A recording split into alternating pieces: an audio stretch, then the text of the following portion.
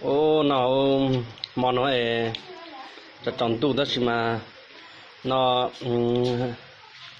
tháng cổ đó bây giờ plăng nữa plăng nhủ nữa plăng nhủ nữa có tập lờ luôn giờ mà ta hay mà giờ nó chỉ sụt lá đây cắt chả nữa nó sẽ nó nữa plăng nữa plăng nhủ nữa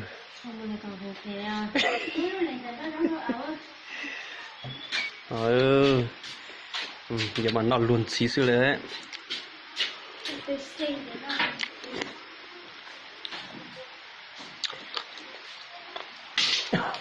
nhà to chủ tôi nói to chủ này tập của ông chồng quá我来讲，我就做那是啥？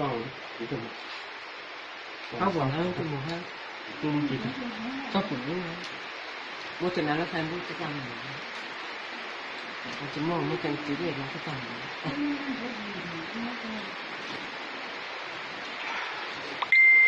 大很。怎么？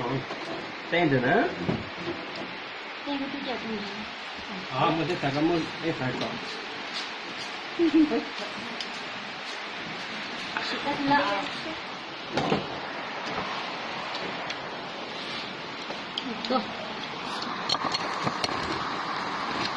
Còn lúa cũng chỉ làm bùa à? Đúng rồi. Đó. Chắc là không lo. Ta chỉ mà có trò chích trên này con này. Lang thì nó chỉ làm. Ta phụ não.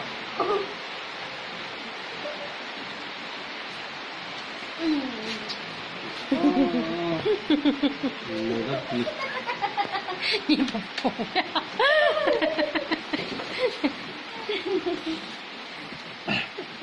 Cảm thấy tay rất là căng rồi. Một con nhỏ cò chung cha. Sao con lá có bị không chào này bà? Tỏ ra chập dịch không ngoài chỉ chung chào thế.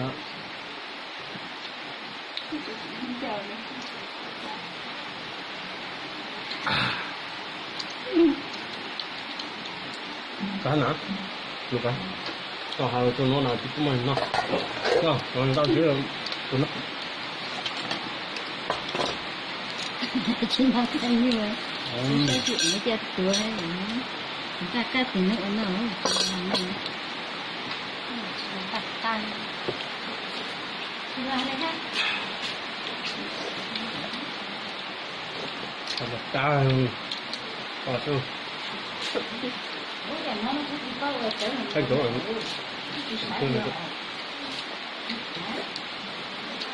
không để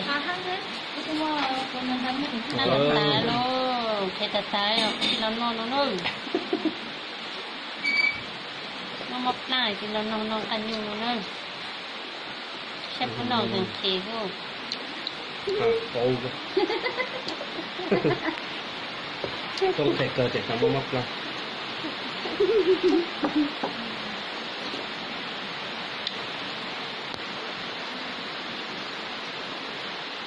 nó thể cơ nó tôn từ xưa đặt tới thì tới tu sang cái nào khỏi chỉ là xóa nó sạch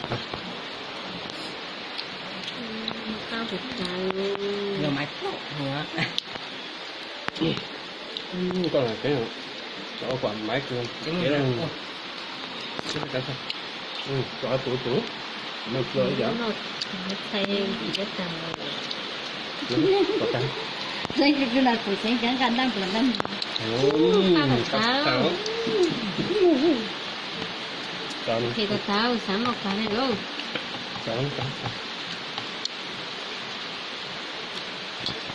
can gì nó cái tiền nó nữa thì bằng nó chứ ăn can tôi lao có ta phải thở bây giờ sáng tốt tiến cho tiêu gần cho phút nào nó chỉ cắt chặtเลยcó chỉ can tôi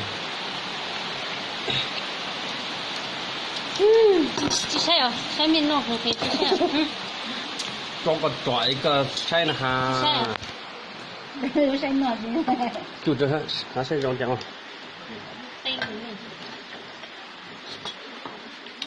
mua có họ tên chật chi hả tên chi hả mới riêng nó mới giặt con nó kia rồi nạp lăng nhiều nữa cả nhiều nữa nó sẽ lăng nhiều càng cầu cột tròn cha xíu bạch tròn tự liền nó mà tật treo sáng tốt bằng cọt tàn cho nó xia hà lô lô xem mà tốt căng tàn thoi chè nó chỉ muốn hết thay dù sự chuyện nó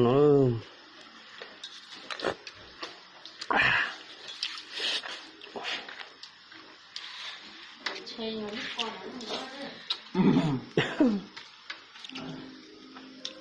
chắc chắn nó hành cờ căng cờ lên nó sẽ nơi mà nó nữa